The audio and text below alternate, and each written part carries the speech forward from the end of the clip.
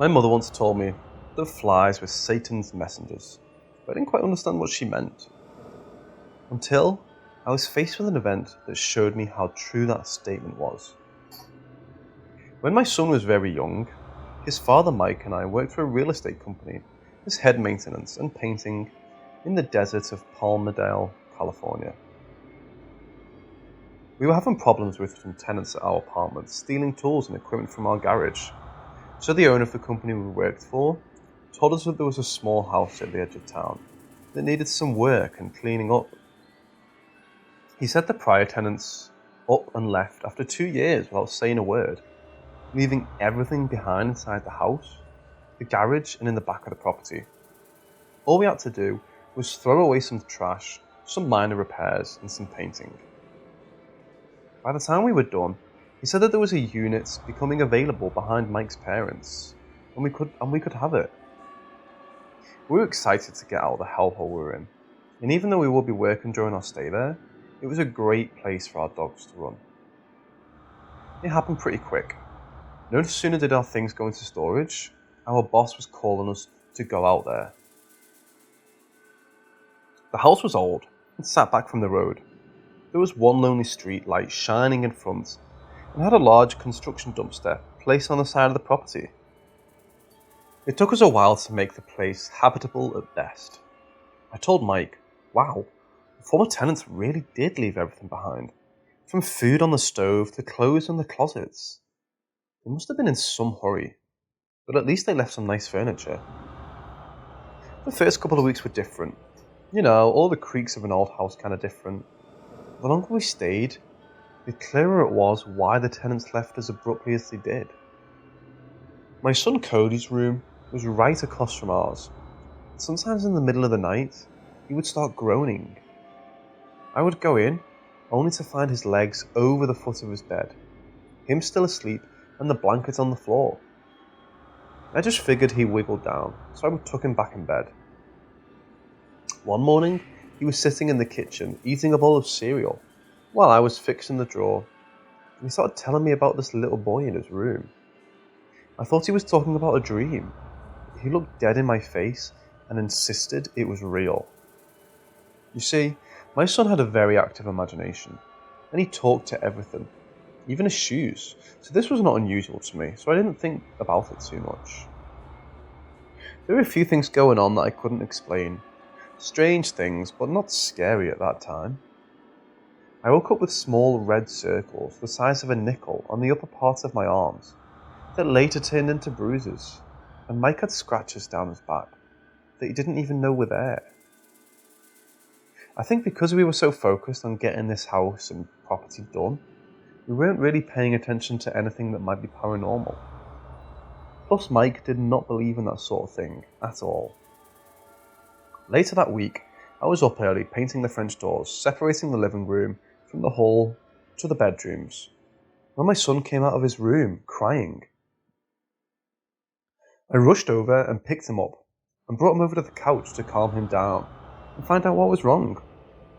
I thought maybe he just had a bad dream, but this cry was different. Between skips of each breath, he told me the boy in his room got big, and turned into a monster. He was grabbing his foot, so I looked down, and what I saw was humanly impossible. The end of his sock was twisted so hard that it was stiff and hard to pull off his foot. His big toe was purple, and there was a small cut where the other toenail dug into it. I was really surprised it wasn't broken. Oh my gosh, it was scary.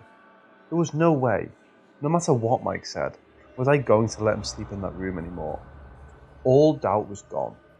There was something in that house, and I had to stay on my guard. I called my mother and told her what happened, because she knew a lot more about this stuff than I did. And she told me to go out and get some sage and salt and cleanse the house as soon as possible. So I did. Later that day, despite Mike making fun of me, I cleansed every room and we got ready for bed. Mike on one side, me on the other, and Cody in the middle. 20 minutes after falling asleep, it felt like a slap on my cheek with a voice that screamed, "Wake up!" in my ear. I sat straight up and hit Mike and told him to get up. He grumbled a minute and opened his eyes wide. The whole house was vibrating. At first we thought it was an earthquake, but it didn't stop. It was a pulsing vibration. Even the chain of the ceiling fan was moving. The logical thought was maybe it was pipes under the house. But the pipes were located at the other end of the house, and the house was on a cement slab. And the water heater was outside. Just then, Mike jumped up, grabbing the bat next to the bed, and ran out of the room, scaring the crap out of me. He said that he saw the reflection of a deformed face in the glass of the French doors in the living room, so he thought it was an intruder. He came back, confused, and sat on the end of the bed.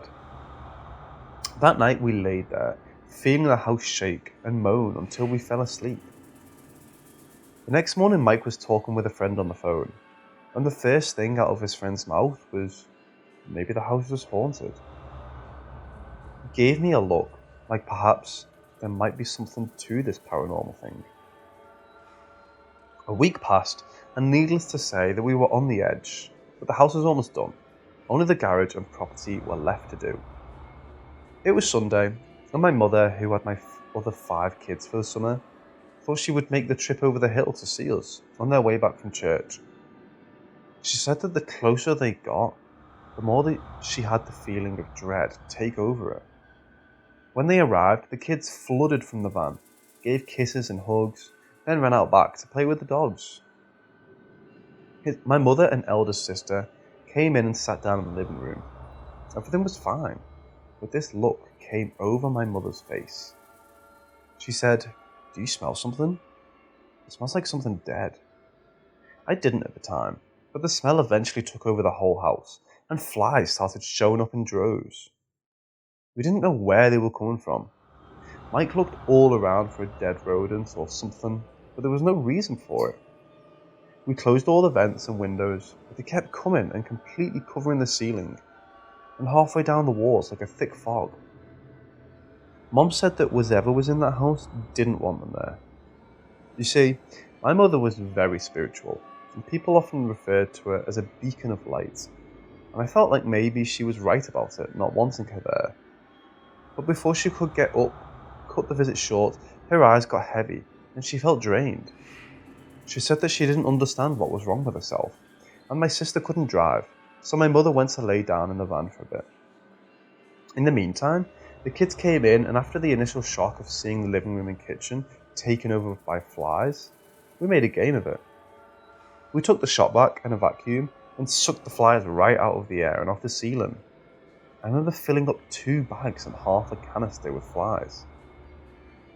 It started to get late, and I knew that my mother wanted to get on the road before dark, so I sent my sister out to the van to go get her. Mom walked up to the driveway slowly, stopping a few times along the way. When she came in, she just said that she couldn't make that long drive, feeling the way she did. So I made some food and told her and my sister to sleep in my room, and the rest of us hunkered down with sleeping bags in the living room, occasionally getting up in the night to kill flies. Nobody wanted to sleep in my son's room, that's for sure. The next morning, after a restless night for all of us, I asked my mother to take my youngest son with them, not only for his safety, but so that we could finish this job and get out of there.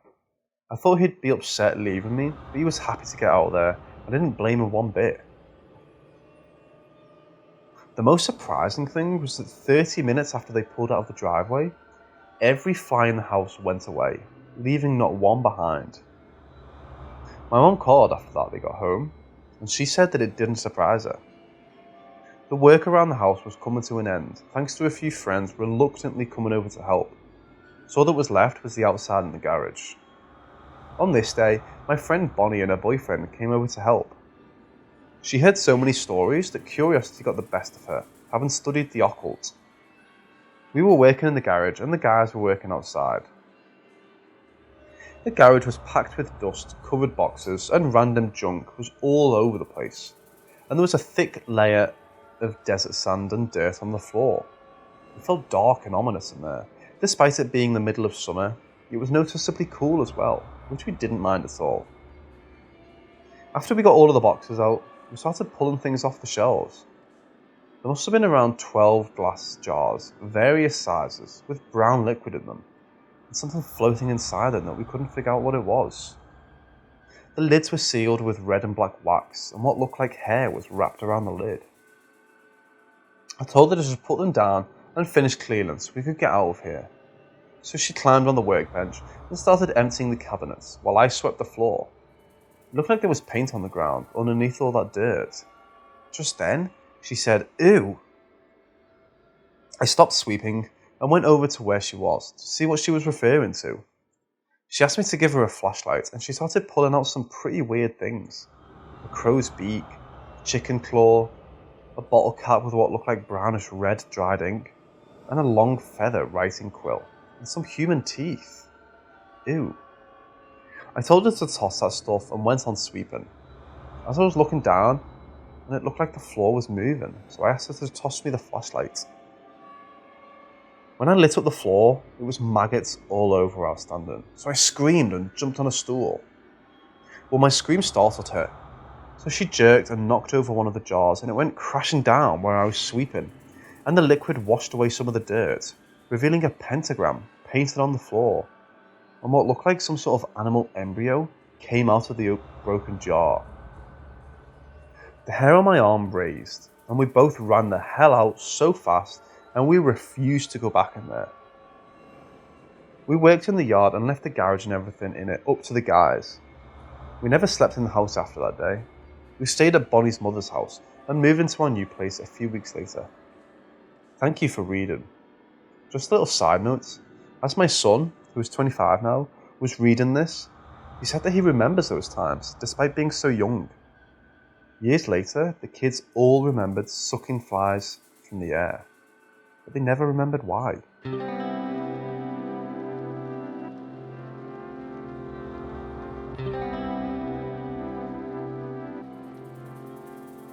My daughter-in-law, Athena, and I were driving home from the store a few weeks ago, and it hadn't been dark too long.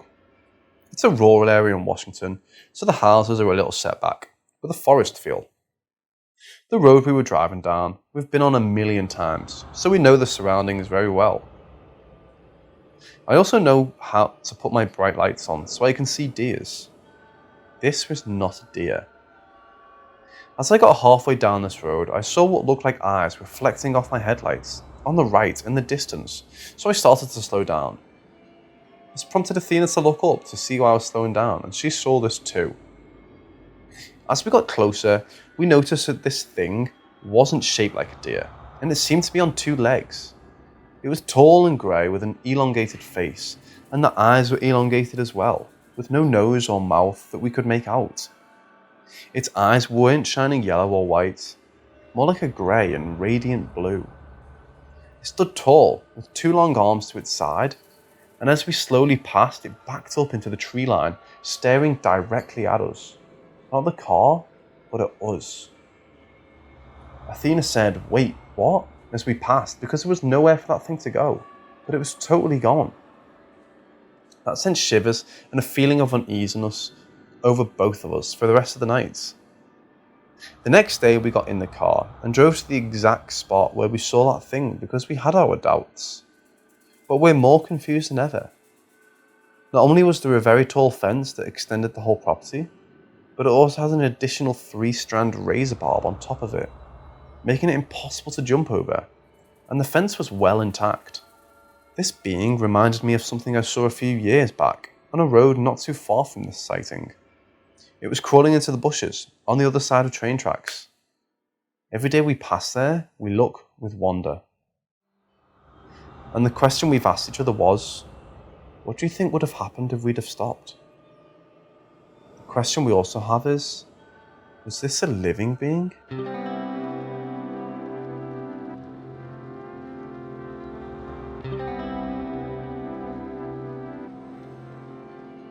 The year was 1968, and my family were living in Hollywood, California. This was a time when nobody locked their doors at night, and your children could play safely outside until the streetlights came on. I was very small for my age, and the youngest of 6. This occurred a few weeks before my 5th birthday. It was a normal day, Kids were playing outside and some of my siblings were riding bikes and playing in the courtyard. Well, I wanted to ride on the back of my brother's bike, but he was playing with my sister Melanie.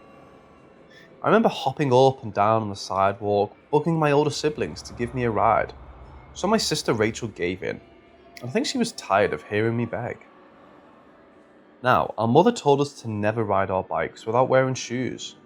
I think sometimes because Rachel was so hard-headed, that she never thought those rules applied to her.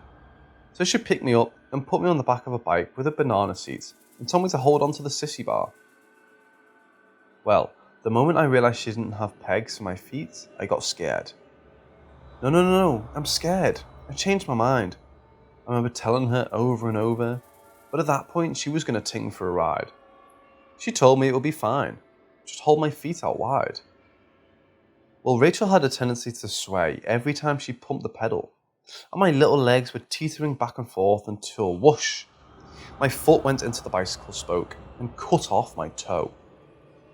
Blood was everywhere, and I started screaming, so she grabbed me up and ran with blood streaming right past my other siblings and right into the apartment. Oh, the look on my mother's and elder sister's face. They were hysterical, so my sister Charity wrapped my foot with a towel and ran, carrying me outside, where we all piled into the station wagon, leaving my brother and Melanie at home. The ride to the hospital was scary. Mum was screaming and honking the horn, and my elder sister was talking a mile a minute while holding my foot above my head. And Charity was stroking my face and wiping my tears, cupping my face so I didn't see how bad it really was. I think I was in shock, because it really didn't hurt as much until it started to throb in the car. We must have been a sight. A crazy woman trying to help and her kids all covered in blood with my foot in the air. Needless to say, they took us in right away. Going through the corridors, I remembered the smell of rubbing alcohol and mercurochrome. They rushed me into a room with a metal table and right away I was frightened. They unwrapped the towel from my foot and for the first time I saw the mangled mess that was once my toe, blackened by the grease from the chain on the bike. Mama kept assuring me that everything was going to be okay, but the look on her face told me differently. You see, I lost so much blood. The doctor asked if she had the rest of my toe so she could call home and asked my brother and my sister to go find it. This is the funny part. So my brother and my sister Melanie walked down the street to where this all happened. They were looking up and down the sidewalk and street when an old lady who was sitting on a porch asked her what they were doing. My brother told her that he was looking for a little sister's toe so the doctors could sew it back on.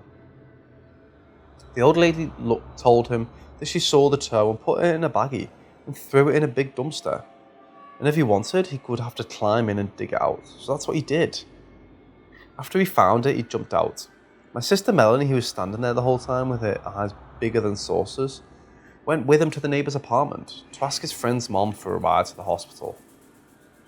The second she opened the door, she stepped back holding her nose because my brother smelled like trash. So she put a towel on the seat and gave him a ride. In the meantime, I'm still in the room, and they're using long needles to numb my foot, and I'm crying my little eyes out. At one point, my mother said her eyes closed, so I asked her what she was doing. As my voice skipped a breath, she told me to calm. Shh, she said. See what white light is around you? Envision God's white healing light all around you and calm. I closed my eyes and tried my best, but the pain was too great. So I gripped the sheet and tried to be brave, but it wasn't working. My heart was going a mile a minute.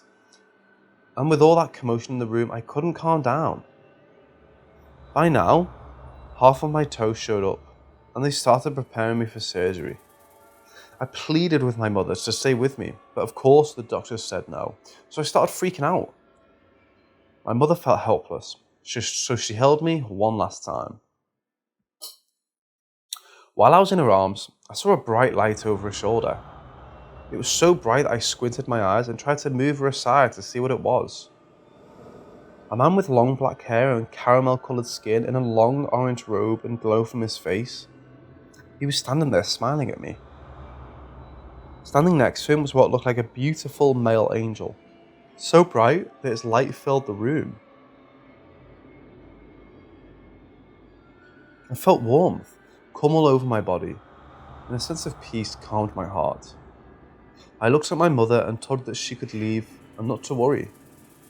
She looked confused, so I told her that my guardian angel was standing right there, with another one of my angels.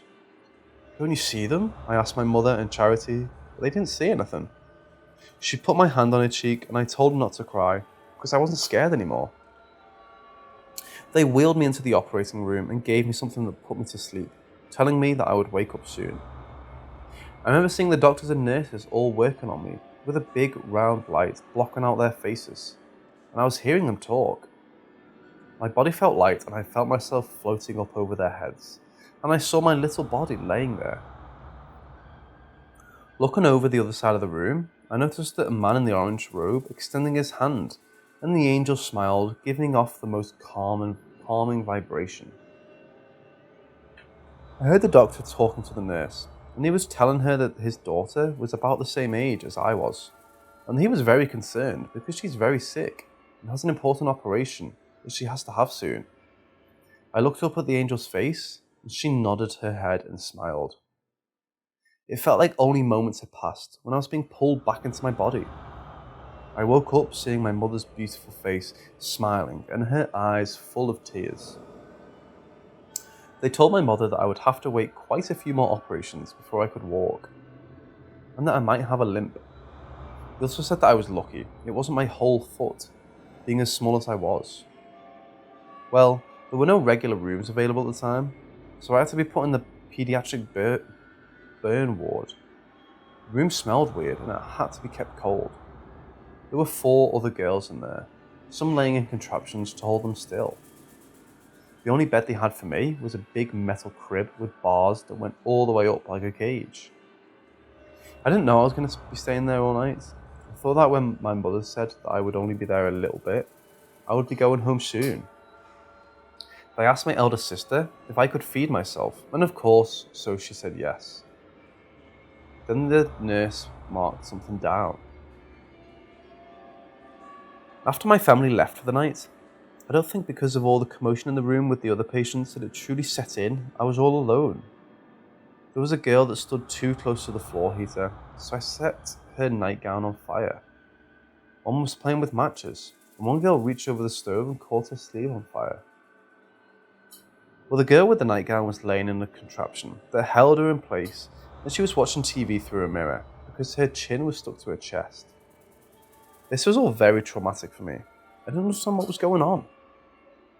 It was time for bed, and all of the visitors were gone, so the nurses came in and put sandbags between some of the girls' legs so their legs didn't touch each other in their sleep. And then the nurses put a sheet on them. They cried in pain being moved, so when the nurse came to me and asked if I wanted a blanket, I thought she was going to do the same thing to me, and I already had a stapler on my foot, so being scared, I said no. The lights were dim and the TV was off. A few faint moans were made from the other girls throughout the night, and I was missing my room. The night was long and I was so cold that I started to shiver and quietly cried to myself, soaking my pillow with tears when I felt the same warmth I had felt before. I reached through the bars towards the light and someone held my hand.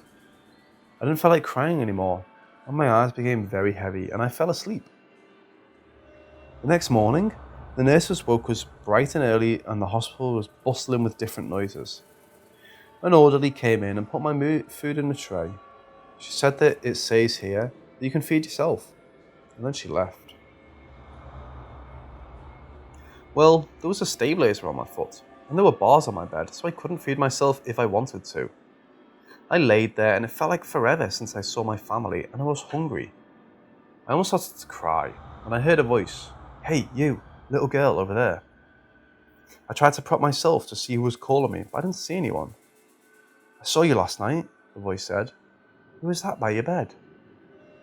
The girl across from me was looking through her mirror and moved her foot, telling me, "I'm right here." She asked me again, so I told her that it was my angel. She said that she wished she had an angel, so I told her that she does. She just can't see her. I think that made her feel better. That's what I believe to be true. My family came and went, leaving me with my own blanket, and the next day, I was able to go home. On the way out, I insisted on seeing the doctor who was sewing my toe. I said that I had something very important to tell him right away.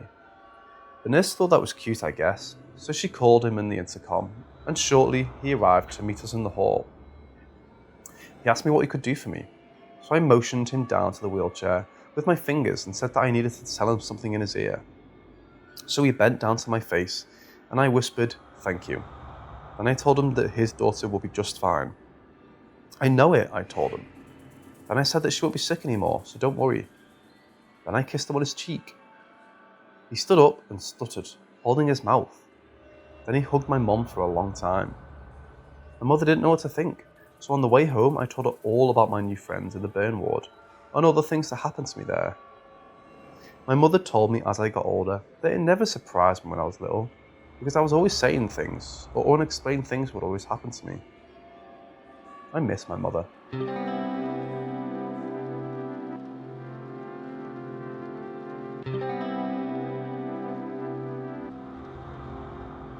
I had been single for a very long time. My kids kept telling me to get back into the swing of things, but I just kept making excuses. My nephew told me about this dating site. He said there was no harm in talking to people, so I did it. I put everything out there so there were no surprises when or if they met me. I thought that if they still contacted me after reading all I had described myself and we matched, then maybe I would have coffee with them. Well, I matched with a few, and the conversation went well. I met with one gentleman who was way too regimental for my crazy life and kindly declined any more involvement with him. Another guy seemed too pushy and acted like I should be honoured to be in his presence. But then there came, we will call him Richard. Now, please keep in mind, I had very low self-esteem at the time. That being said, Richard seemed great. We carried on conversations for hours. He lived an hour and a half away, so all we could really do was talk to each other.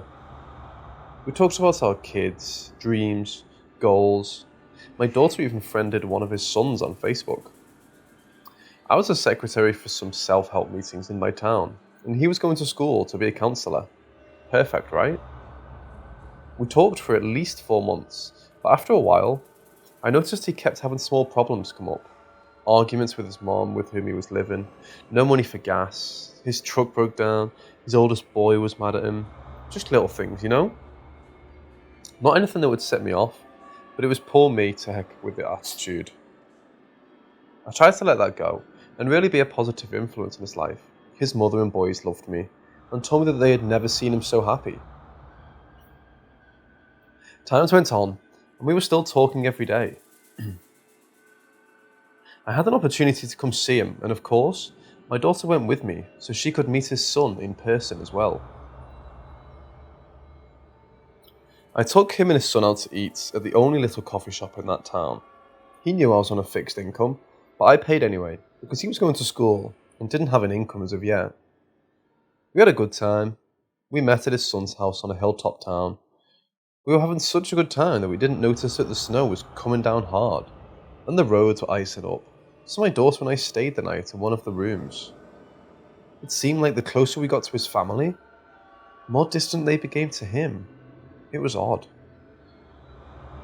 The next day, the roads were clear, so we said our goodbyes and went home. But before we left, I received one extra hug from his son's mother-in-law. She whispered in my ear, "Don't fall for him." I thought that maybe there was something she didn't like about me that came out of the left field. The next few days we didn't talk. I thought that was odd. Did I do something wrong? Someone from the self-help meeting told me that there was a man looking for me. She said he looked dishevelled and smelled like alcohol. This wasn't a surprise to me, because I had helped quite a few people get back on their feet. Maybe this one fell from the wagon and just needed to talk. As I was driving down my street, I saw a truck in my driveway I didn't recognise at first. It was him. He found out where I lived and was sitting in front of my house.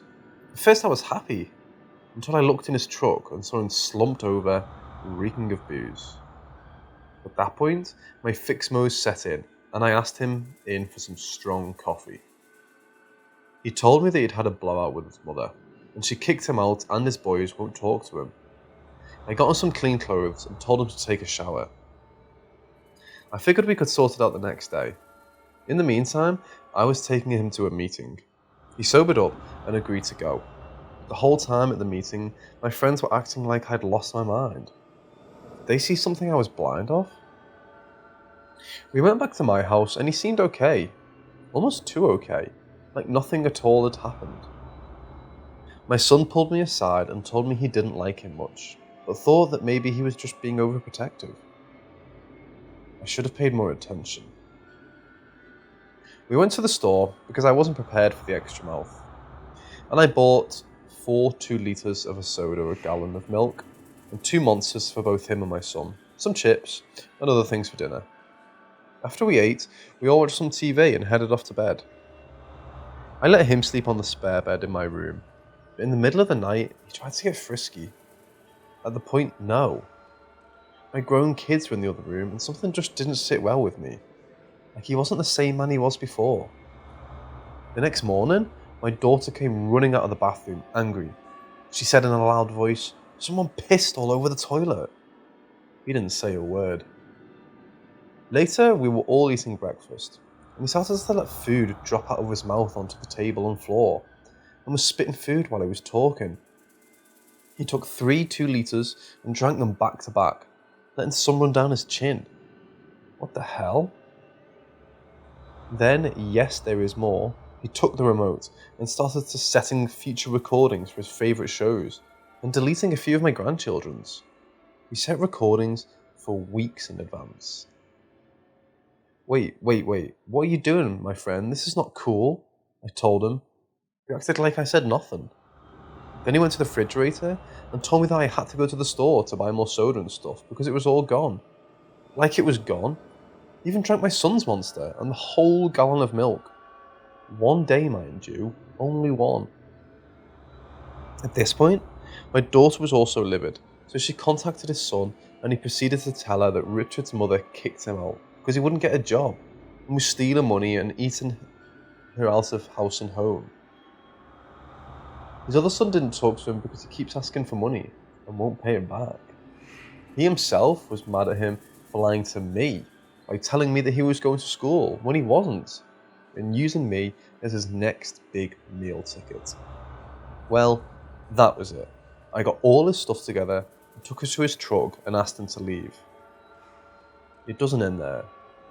He had loosened some bolts on his transmission, making it impossible to move. He begged and pleaded for me to let him stay. He was at that point, snot was coming out of his nose. Good God. He said that he just wanted to be close to me, and if that meant sleeping in his truck, he would do that, and he couldn't live without me. Well, hell to the no. I called his older son and told him that if they didn't come with a tow truck and get their dad, his fate was not going to be nice. They arrived 2 hours later, apologising for their father's actions. We found out through his son that for many years he had gone through quite a few unhealthy relationships and took advantage of a lot of women that fell for his lies. He still tries to friend me on Facebook to this day.